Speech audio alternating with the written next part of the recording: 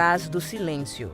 Histórias de mulheres processadas pelo crime de aborto. Silêncio, por favor, enquanto esqueço um pouco a dor do peito. Porque nós não nascemos mulheres, nós somos construídas mulheres. Eu não queria criar mais uma filha longe do pai. Não precisa ninguém vir condená-la por isso, porque ela já faz isso por si própria, né? E por que nós achamos que temos o direito de interferir na vida dos outros? A gente não vê casos de homens processados. O aborto, de todo modo, para aquele que o faz consciente e culposamente, é crime.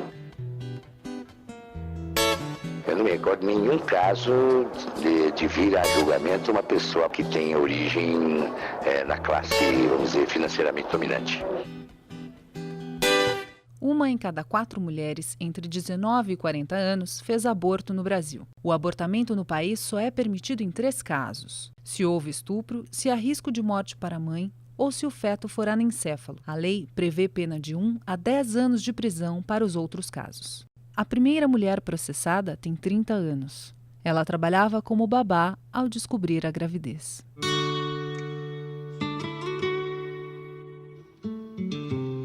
Quando eu fiz o exame, foi exame de farmácia, que bateu o desespero total, porque já tenho 2 filhos, mãe solteira, os filhos não eram assumidos pelos pais, né, no caso, e também tive da minha mãe passar por tudo isso diretamente, porque é ela que cria os meus filhos. Rosana Schwartz é historiadora e pesquisadora da Secretaria Nacional de Políticas para as Mulheres. Você tem a que não tem dinheiro e já tem muitos filhos, é mais uma boca para comer, isso deixa ela numa situação desesperada. A família, a repressão, né, o próprio julgar do meio que ela vive, o rótulo que ela vai ter. É mais uma boca dentro do barraco, mais 1 quilo de farinha do mesmo saco, para alimentar o novo João Ninguém, a cidade cresce junto com o neném. Eu sou Andrezetti, tenho 21 anos dedicados aqui ao Hospital Pérola Baica, da Secretaria de Estado da Saúde, tenho formação em ginecologia e obstetrícia e trabalho com questões relacionadas a abortamento há cerca de 19 anos. Então parece que uma boa parte da sociedade brasileira acha extremamente razoável que a gravidez seja interrompida quando ela decorre de um estupro, ou que uma mulher não perca a vida. Há outros motivos que podem parecer também de grande razoabilidade para a maioria das pessoas. A mulher não está em risco de morrer, mas está em risco de ter um grave problema para a sua saúde. A gente pode falar também de uma mulher que tivesse num momento emocional muito difícil para poder prosseguir com a maternidade, com tudo aquilo que envolve a responsabilidade da maternidade, poderia ser uma questão possível. Aí muita gente acha que não, e se fosse um grave problema social, isso poderia ser um motivo? A segunda mulher processada tem 23 anos e é mãe de uma menina de 5.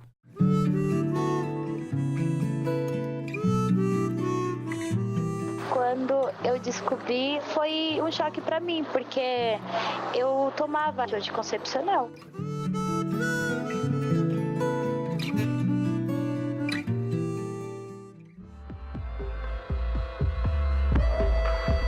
Se hoje todas as mulheres do mundo utilizassem o método anticonceptivo sem nenhuma falha, mesmo assim nós teríamos a cada ano 8 milhões de gestações.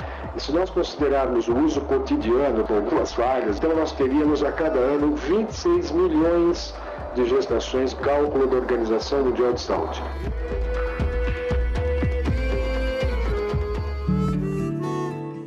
Eu queria fazer faculdade, só que assim que eu engravidei, acabei tendo que trabalhar para sustentar minha filha.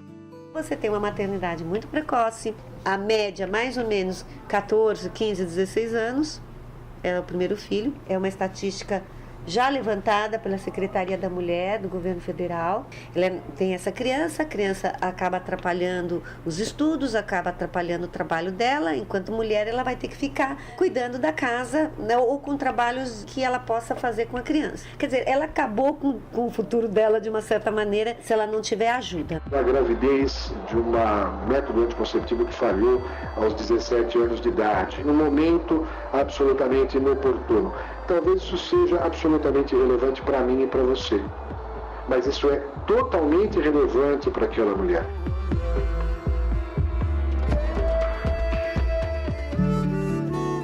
Pensei nos meus pais devido à minha primeira gravidez, né, do meu casamento, porque a minha família não aceitava. Não demos certo, eu fiquei na casa da minha mãe, então eu fiquei com medo da minha família. Minha mãe não ia colocar minha assim, podia até me colocar para fora, mas a minha filha não ia, então eu não queria ficar longe da minha filha. Ela está num conflito muito grande, o conflito da própria construção do feminino, porque nós não nascemos mulheres, nós somos construídas mulheres. Da construção da maternidade, de ter tido uns relacionamentos que não se efetivaram, não deram certo, e ela acha que ela é culpada por causa disso, e ainda está pecando. Quando eu tomei a decisão para mim fazer o aborto, eu não sabia de quanto tempo que eu estava. Ou se eu fosse no posto de saúde, a assistente, né, do posto ia na minha casa. Então, por isso que eu fiquei com medo. Porque ela tem medo de ser frágil, de me falar que ela é frágil, então ela é muito mais dura. Ela desmerece ela mesma, e isso é muito complicado. É ela que vai acusar outra mulher do aborto.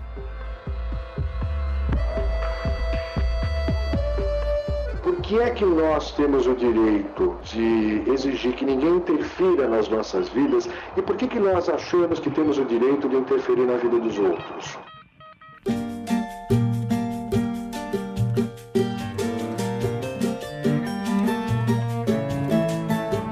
Você está ouvindo Atrás do Silêncio.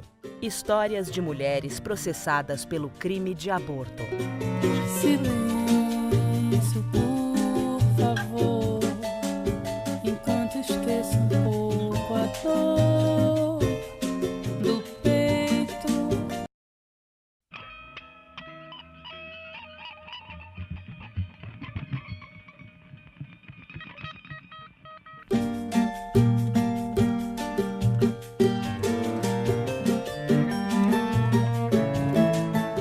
Voltamos a apresentar Atrás do Silêncio. Histórias de mulheres processadas pelo crime de aborto. Silêncio, por favor, enquanto esqueço um pouco a dor do peito. O governo brasileiro oferece o Programa de Planejamento Familiar. O projeto disponibiliza gratuitamente para a população métodos e remédios contraceptivos. Entre existir um método anticoncepcional, uma mulher ter acesso a esse método e poder mantê-lo de maneira continente, por largo prazo, existe uma grande diferença. Isso envolve custos econômicos, acesso a serviços de planejamento reprodutivo ou planejamento familiar eficientes. Sabemos que nesse país nós temos enormes deficiências em relação a isso. Atingir duramente a mulher mais vulnerável, jovem, simples e desprotegida da população brasileira. E é exatamente sobre essa mulher que nós estamos falando.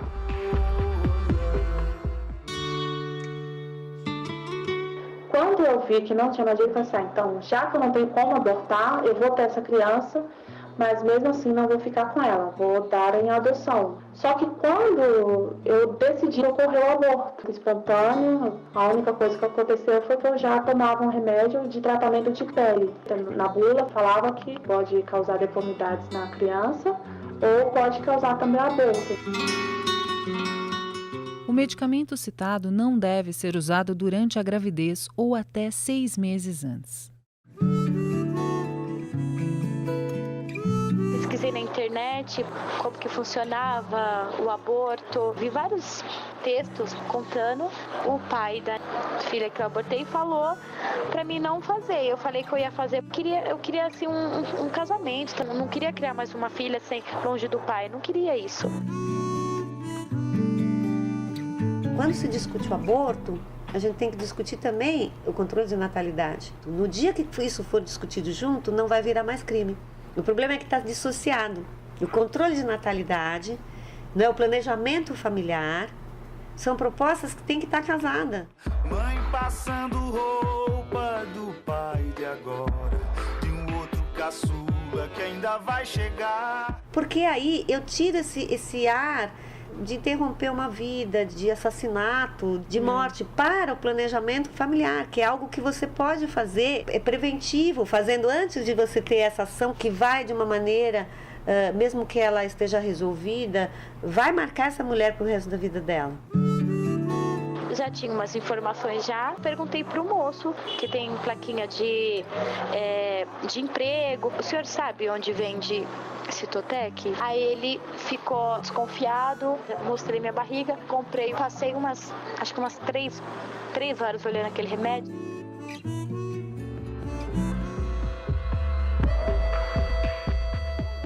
Porque as mulheres que têm recursos socioeconômicos podem pagar por abortamento clandestino de alta qualidade, mas ao mesmo tempo de altíssimo custo. Quando uma mulher só tem acesso ao serviço de baixa qualidade, essa mulher coloca a sua vida em risco, isso é um fator de uma gigantesca diferença e injustiça social.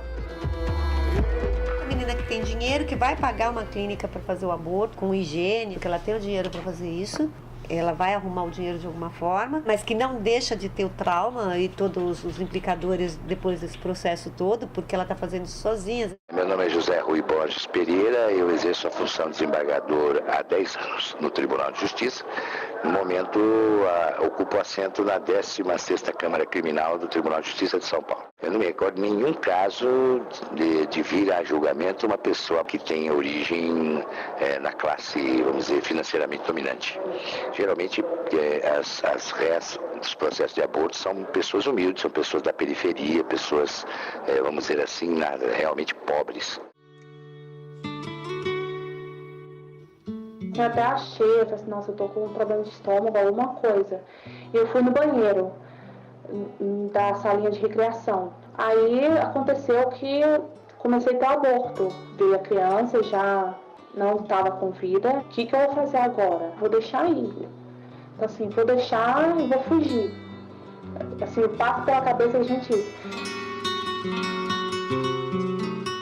A gente tem que concluir que na classe dominante não há aborto, ou a gente tem que concluir que, por terem condição financeira, as mulheres das classes mais abastadas têm possibilidade de executar abortos em locais seguros e melhores, enquanto as pessoas humildes acabam tendo que fazer o procedimento curiosos, pessoas não habilitadas para esse tipo de procedimento e, por isso, alta mortalidade de mulheres na periferia.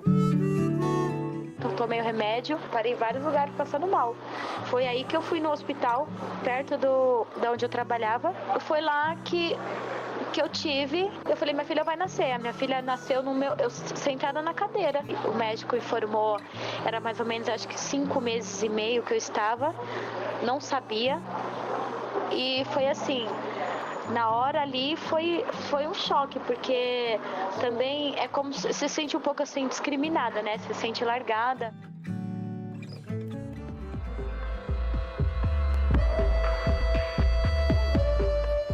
Um grande número de organismos internacionais, como a Organização Mundial de Saúde, o próprio Ministério da Saúde do Brasil, eles declaram que o aborto é um problema de saúde pública. Porque morrem por ano cerca de 70 mil mulheres no mundo por conta do abortamento praticado em condições inseguras. 95% desses casos de abortos inseguros são praticados exatamente naqueles países que mantêm as leis restritivas. Você pode ver que o aborto é legalizado na Itália, que é um país católico.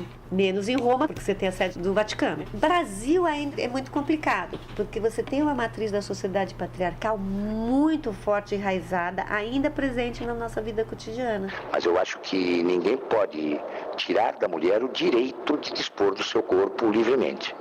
E se aquela gravidez é indesejada, independentemente do que a lei diz, eu acho que ela deveria ter o direito de fazer o aborto. Acho que a lei não está correta ao estabelecer a proibição do aborto. Eu acho que isso devia ficar única e exclusivamente a critério da mulher.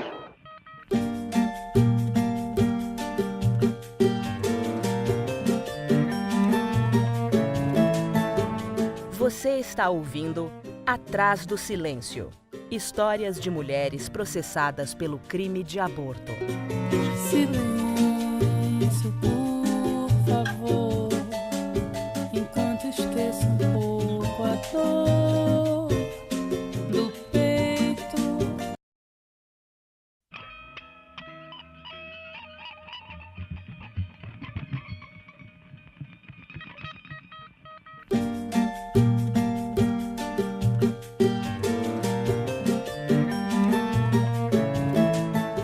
Voltamos a apresentar Atrás do Silêncio. Histórias de mulheres processadas pelo crime de aborto. Silêncio, por favor, enquanto esqueço um pouco a dor do peito.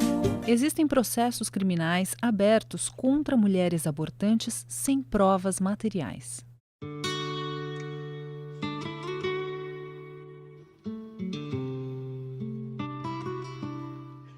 Chamaram a polícia e pelas câmeras investigaram todas as outras babás. Me chamaram no apartamento, desci, a delegada já foi curta e grossa, falou assim, você fez um aborto no banheiro? Simplesmente assim, foi eu assumo. Enquanto eu estava no apartamento, fui acompanhada por dois policiais, um ficou na porta e o outro ficou me acompanhando o tempo todo, para não fugir, e tinha mais 2 policiais lá embaixo, nessa viatura, e outros 2 em outra viatura. Depois de meses, que eu recebi intimação. Foi a médica, né, que fez o boletim, porque quando eu fui na delegacia, eles falaram o nome da médica. Depois eu fui chamada mais uma vez, tentei buscar algumas informações, daí que eu fui cair na real do meu processo. Você lê um boletim de ocorrência, você não consegue interpretar direito. Quando eu entrei na sala da médica, ela começou a fazer as perguntas a respeito do porquê eu estava lá. Aí eu falei, estou aqui porque eu fui responder o processo de aborto. Aí ela já olhou para mim como se fosse os piores dos crimes. Eu recebi uma intimação, oficial de justiça super boazinha, me explicou também da defensoria, me deu um papel para mim comparecer no fórum. Eu acabei optando por não ter advogado. Ela falou, então você liga em nenhum desses telefones. Tentei ligar, era um monte de número, um monte de ramal, e nenhum desses deu, depois eu não fui mais. Meu nome é Adenor Ferreira da Silva, fiz concurso para procurador do Estado, a Procuradoria-Geral do Estado era que prestava assistência jurídica às pessoas necessitadas, foi a esse departamento que eu me tornei vinculado desde o início, em 1991. O aborto pode ser cometido por aquela que a gente chama de abortante, a própria mãe eliminando do útero o feto, ou ela pode consentir para que outrem faça, como é o caso daquela que vai intervir, que é a aborteira. Pode ser um aborto que não seja consentido, aí a pena é mais grave, alguém que aborta sem que a gestante autorize, mediante coação. O aborto, de todo modo, para aquele que o faz consciente e culposamente, é crime. Meu nome é Beatriz Galli e eu sou advogada. Essas leis são discriminatórias, no sentido de que só a mulher pode ser processada. A gente não vê casos de homens processados, homens indo a julgamento por um crime de aborto. Então, é bem injusto. Eu fiquei, acho que 2 dias no hospital. Minha família não sabia, o médico me passou as informações, não muito clara. Ela estava com hidrocefalia, a chance dela era mínima. Conversei com a psicóloga, conversei com a assistente social. Sua filha viveu 50 dias. O pior de você fazer um aborto é você colocar a criança no mundo e abandoná-la. Não precisa ninguém vir condená-la por isso, porque ela já faz isso por si própria. Como jurista e como pessoa que viveu na periferia, que conhece o que acontece na periferia dos Brasis, vamos dizer assim, eu, como jurista, tenho que entender que se tivesse que haver um plebiscito, se o aborto deve ou não deve ser permitido, eu votaria que deve ser permitido. E é um absurdo a lei interferir no corpo da mulher, né? A mulher, ela tem o corpo dela, e eu acho inadmissível que a lei diga a ela que ela não pode eliminar alguma coisa que a perturbe no seu próprio corpo. Eu não sei dizer nada por dizer, então eu escuto. Porque a gente tem que discutir o tema do aborto da maneira, na minha opinião, mais estúpida possível, que é dividir o tema do aborto entre pessoas que são favoráveis ou contra o aborto. Não existe ninguém a favor do aborto. Ninguém pode ser a favor de uma situação que, em qualquer circunstância, ela é ruim para uma mulher. Nenhuma mulher realiza um aborto por busca de satisfação. Se fosse a minha esposa, ficasse grávida e quisesse fazer o aborto, eu lutaria para que ela não fizesse, porque é contra os meus princípios isso. Agora, isso não quer dizer que ela não poderia tirar, desde que para ela aquela gravidez não fosse conveniente. Cada um sabe o que faz da sua própria vida, de acordo com a sua livre consciência. Quem tem consciência para ter coragem, quem tem a força de saber que existe e no centro da própria engrenagem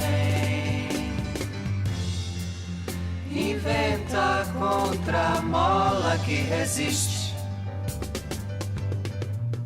A pergunta que tem que ser feita para quem nos ouve é se uma mulher que realiza um aborto fora dessas circunstâncias previstas pela lei, se essa mulher merece ser presa.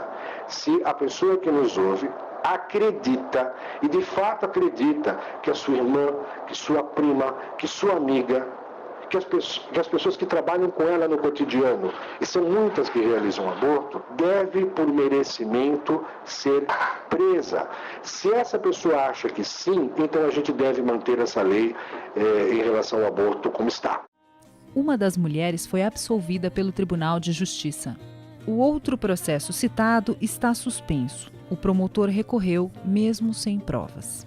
As duas entrevistadas mantêm essas histórias em segredo.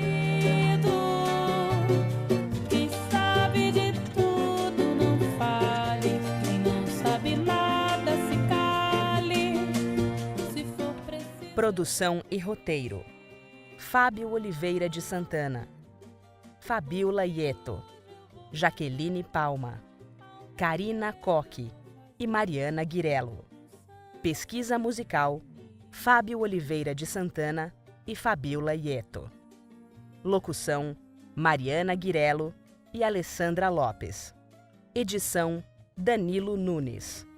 Orientação: Professora doutora Márcia Carvalho.